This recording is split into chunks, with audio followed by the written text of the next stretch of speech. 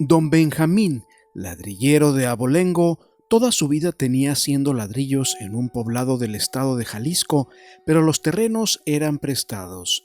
Después de mucho batallar, por fin consigue que le renten un terreno afueras del pueblo, pero para eso tenía que construir el típico horno para la quema de ladrillo, cuando de pronto, junto con su hijo, descubren una olla llena de monedas de oro. Pero el dueño del terreno de alguna manera se enteró, reclamando ese tesoro como suyo.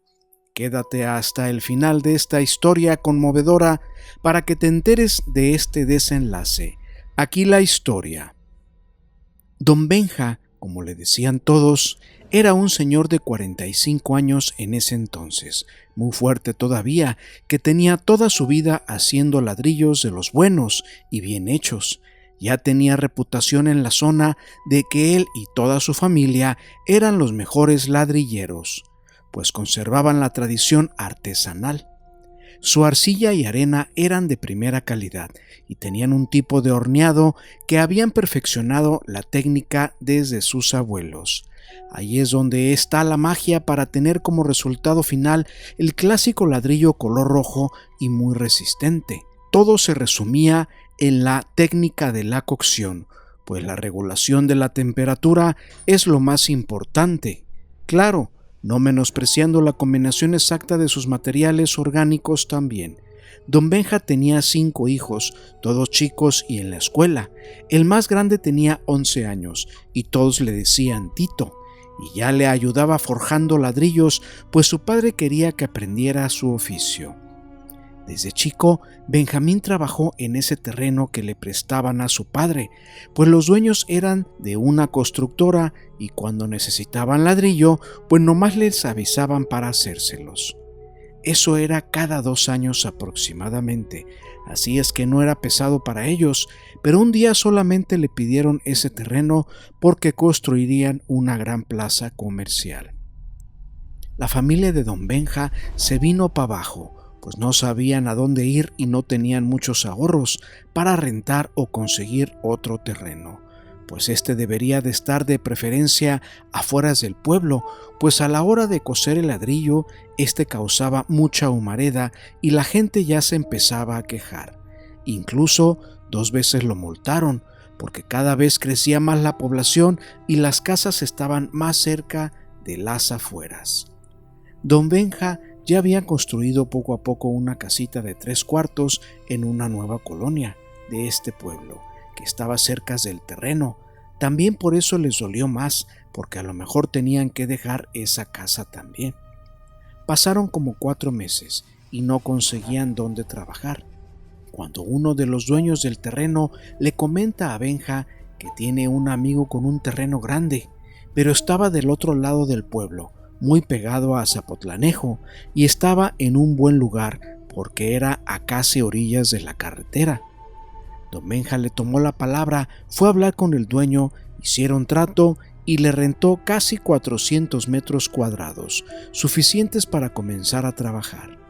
Pero con mucha tristeza tuvieron que vender esa pequeña casita de 3 habitaciones y todavía en obra negra, pues eso sería para comenzar de nuevo y pagar 2 meses de renta del terreno. Más aparte, se tendrían que construir un nuevo horno de cocción y pagar camiones de carga para trasladar toda la materia prima que ya tenían y ladrillo también hechos.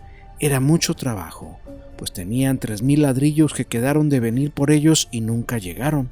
Le quedaron mal a don Benjamín, aunque él pedía el 40% de adelanto. De todas maneras, pues le perdía, porque ya esperaba ese dinero que estaba parado ahí. Después de organizar su vida y rentar una pequeña casita cerca, comienza a limpiar el terreno para comenzar a trabajar lo antes posible. Para eso, tenían que escoger la zona donde construir primero el horno, pues la posición y orientación eran muy importantes. Después de seleccionar un buen lugar, casi toda la familia se ponen a construir ese horno. Pero don Benja y su hijo se ponen a hacer un pequeño pozo como de 1 metro para ahí empezar a levantar y colocar el nuevo horno. Ya llevaban un buen tramo de ancho cuando de pronto don Benja le pega a una pequeña olla de barro.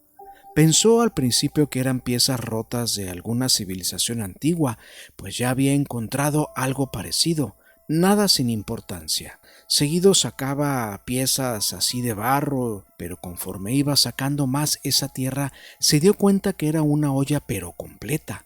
La pudo sacar y la colocó a un lado de toda la tierra.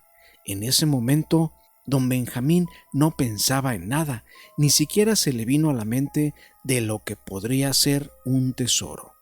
Cuando su hijo se le acerca por la curiosidad de ver esa olla vieja y cómo estaba llena de tierra hasta el copete, la vació tal vez por jugar o curiosidad, para ver qué tenía dentro esa olla, mientras su padre seguía escarbando, cuando de pronto nomás se vio caer y escuchar entreveradas con esa tierra muchas monedas de oro. Su padre voltea y no podía creer lo que veía. Su hijo no sabía lo que era. Él dijo que era dinero, pues es lo único que conocía. Cuando su padre le dice: no, hijo, es más que dinero, son monedas de oro. Su hijo todavía le pregunta: ¿y qué es el oro, papá? Don Benja, con la emoción, junta todas las monedas, las vacía en esa olla y se va con su padre a darle la noticia que estaba del otro lado del terreno. Y es cuando el destino, la casualidad o el karma se hace presente. En ese momento va llegando el dueño del terreno y vio cómo don Benja y su hijo venían apresurados caminando hacia donde estaba su padre. Ahí se encontraron con el dueño, el cual le pregunta: ¿y esa olla, don Benja? Ya estaba a punto de decir una mentira piadosa cuando de pronto se le adelanta a su hijo y le dice: son monedas de oro, yo las encontré, estaban en esa olla.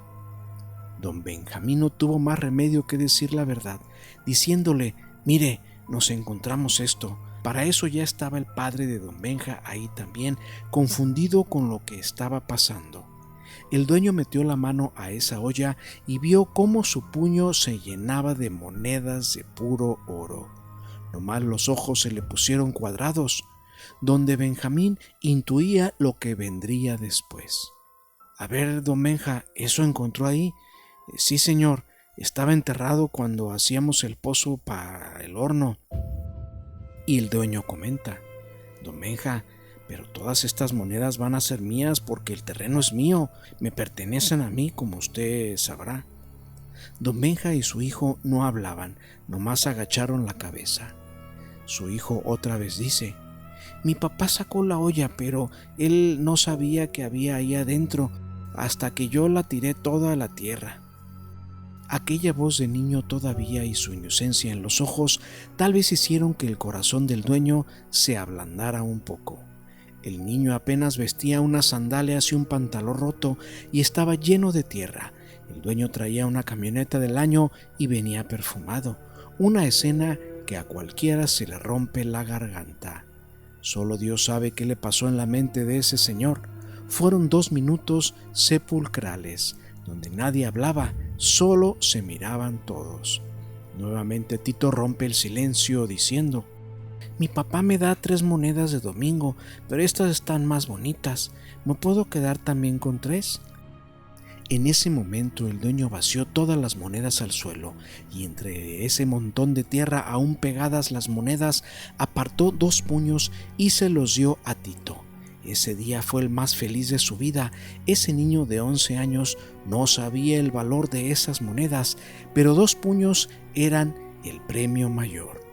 Don Benja solo le dijo: gracias, señor. El dueño tomó las demás monedas y se las guardó en su saco, dejando esa olla vieja ahí a un lado, y como si nada le dice a lo que venía a hablar con don Benja, que era el problema del agua que ya mañana le vendrían a conectar, y simplemente se fue de ahí. Esto sucedió en el año de 1985.